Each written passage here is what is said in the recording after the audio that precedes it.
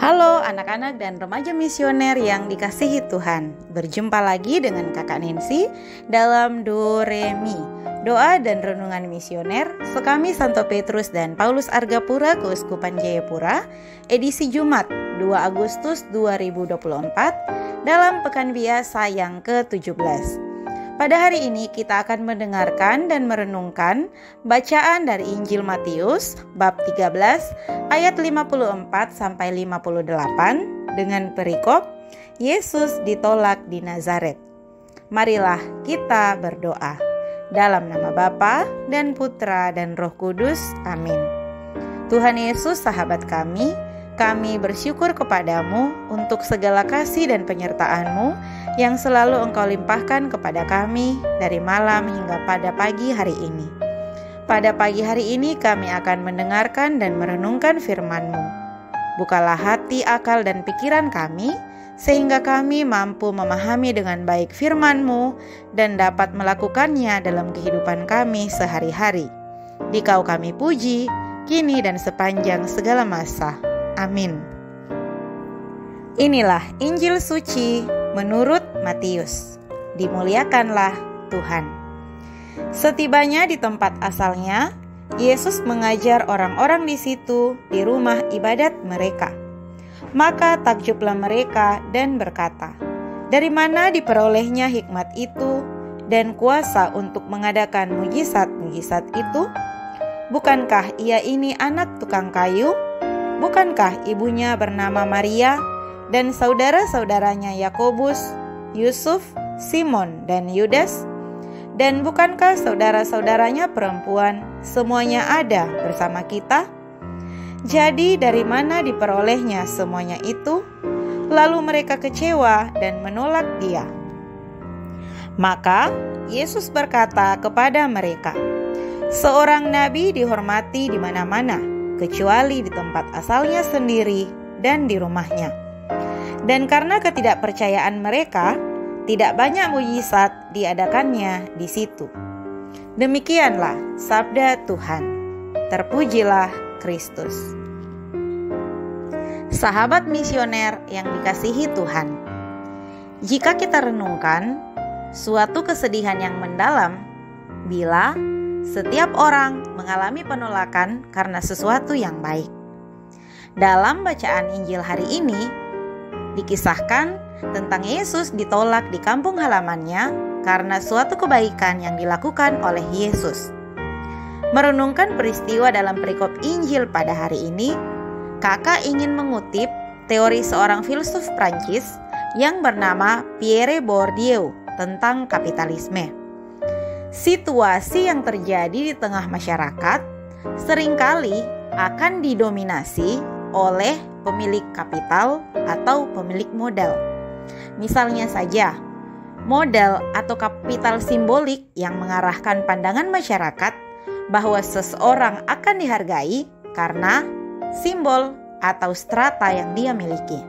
Nah, pada zaman Yesus, mungkin atau bisa saja para ahli Taurat adalah simbol orang yang terpilih karena menjadi tokoh keagamaan. Nah, hal ini berbeda dengan Yesus yang secara struktur sosial bukan anak dari seorang tokoh agama. Maka, hal ini mengakibatkan Yesus ditolak meskipun apa yang Yesus wartakan itu sungguh sangat baik. Sesuatu yang sangat memprihatinkan, bukan? Bahwa niat dan tindakan baik terhalang karena tidak memiliki simbol di dalam masyarakat. Sahabat misioner yang dikasihi Tuhan, melalui peristiwa dalam kisah ini, kita dapat merenungkan dua hal sederhana, bahwa di mata Tuhan, orang dihargai bukan karena kedudukan sosial di dalam masyarakat. Hal pertama yang dapat kita renungkan, sungguh indah apabila kita dapat menghargai setiap orang di sekitar kita. Tidak ada orang kudus yang tidak punya masa lalu. Begitu pula tidak ada orang jahat yang tidak punya masa depan. Setiap orang punya kesempatan untuk berbuat baik atau memperbaiki masa lalunya. Oleh karena itu, Janganlah pernah kita menghakimi orang lain karena masa lalunya, karena status sosialnya, ataupun daerah asalnya. Mengapa demikian? Keadilan Tuhan tidak pernah memihak orang tertentu. Maka, sahabat misioner, semoga kita pun selalu dapat memberikan kesempatan kepada orang lain, kepada teman-teman kita, untuk menghargai dan mendukung segenap potensi yang dapat menjadikan kebaikan bagi banyak orang. Yang kedua, yang perlu kita renungkan adalah tentang iman dan kepercayaan. Yesus tidak mengadakan mujizat di tempat asalnya karena orang tidak percaya.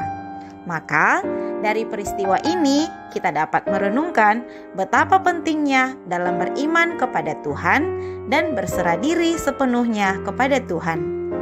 Bila bisa jadi, ketika dalam sebuah doa yang kita panjatkan ada keraguan-raguan atau muncul situasi kurang percaya, maka hasilnya pun tidak maksimal.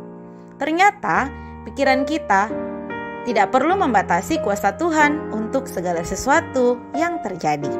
Sekalipun terkadang tidak mungkin bagi manusia, tetapi semua mungkin bagi Tuhan. Nah, sahabat misioner yang dikasihi Tuhan, semoga kita selalu tertolong dalam situasi apapun dan di saat kapanpun kita memerlukan pertolongan Tuhan atau memohon mujizat-Nya. Semua dapat terwujud karena Tuhan yang Maha Kuasa dapat berbuat apapun kepada kita. Semoga kita juga terhindar dari sikap keraguan-raguan dalam setiap doa, sehingga hati yang sungguh yakin kebaikan rahmat Tuhan tidak pernah kita tolak, walaupun terkadang hadir melalui sesama yang kecil dan seringkali tidak diperhitungkan di dalam masyarakat. Nah, sahabat misioner yang dikasihi Tuhan, mari kita sungguh-sungguh mengandalkan Tuhan di dalam kehidupan kita.